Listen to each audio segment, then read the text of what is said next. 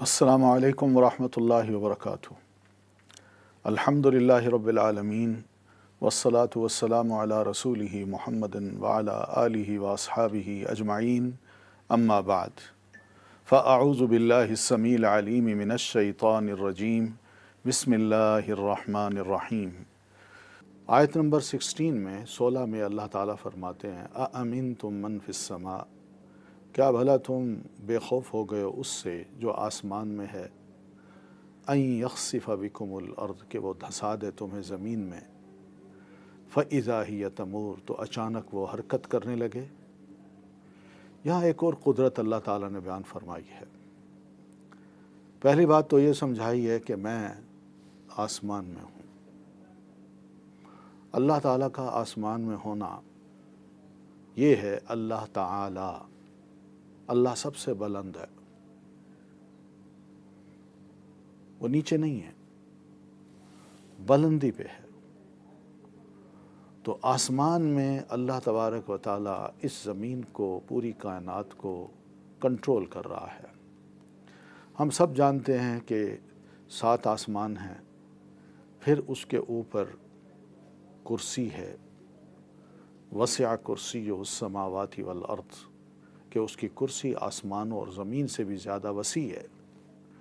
اور پھر کرسی سے بڑھ کر عرش پاک، عرش عظیم ہے، اور اس عرش پہ اللہ تعالیٰ فرماتے ہیں کہ میں مستوی ہوں۔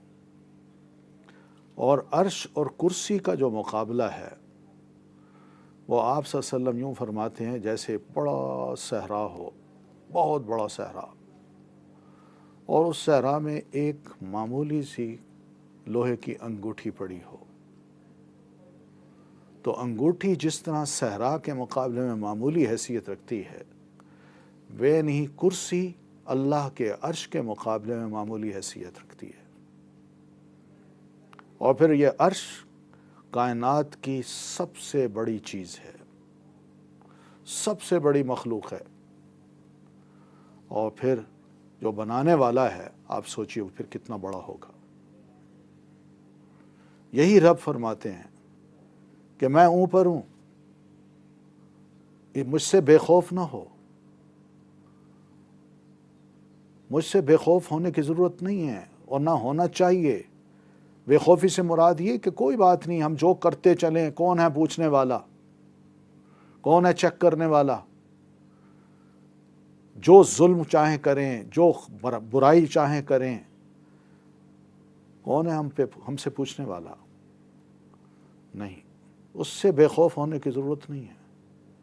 اور اوپر سے جب پکڑتا ہے نا کوئی، تو بڑی عجیب سی پکڑ ہوتی ہے کہ انسان کو ہوش نہیں رہتے کہ اچانک ہی اوپر سے کوئی چیز آ گئی۔